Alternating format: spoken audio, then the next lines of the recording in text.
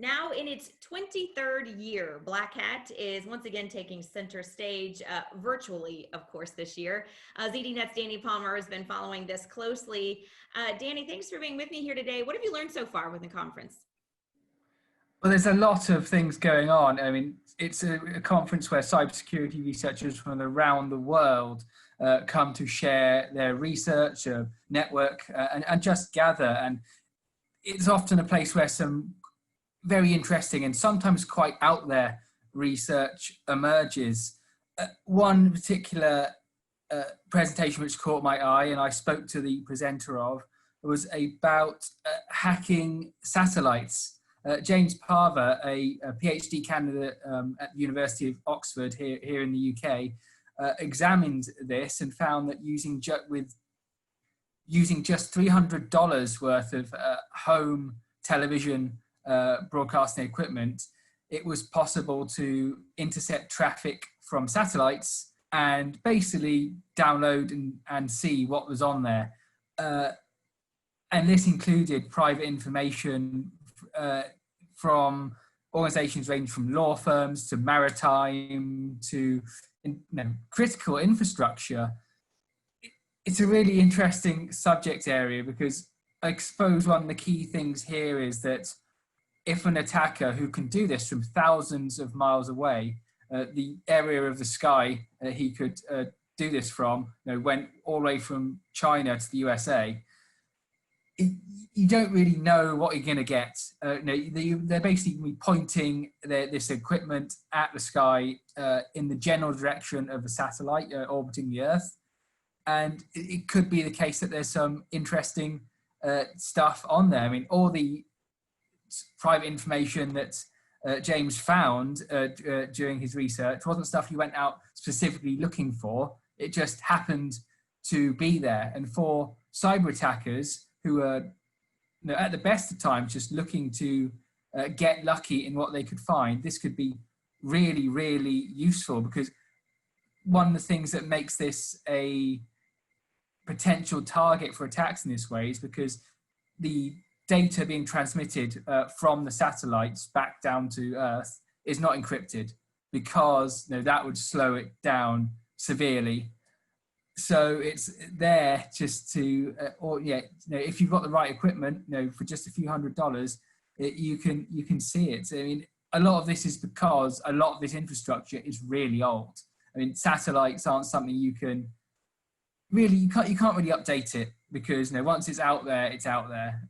You can't really send someone into space with a USB stick to plug in updates. What this research is hoping to show is that these weaknesses are there, and that more needs to be done in order to protect networks from attacks of this kind. While on the ground, one of the most useful things that organizations can do is make sure the information they're transferring within their own network is encrypted in some way, because that would stop that being snooped on in this way. It's really fascinating stuff. Yeah, fascinating and definitely scary as well, Danny. I know this event every year brings together some, really great minds, resources together when it comes to, security in this way. Now that we're all virtual, of course, and every event, every big, conference is having to do it this way. How is the feeling different? And do you think we're going to have the same type of results, the same type of collaboration, since, unfortunately it's all online? It's an interesting one, because as I mentioned, one of the big appeals of Black Hat conferences in the USA and here in Europe, where I've attended a few of them, is the gathering of people, seeing people in the industry, or meeting new ones and sharing ideas, which it's possible to do that online. Obviously, a lot of people are doing all that on a daily basis, using social media to get to know other people in the industry.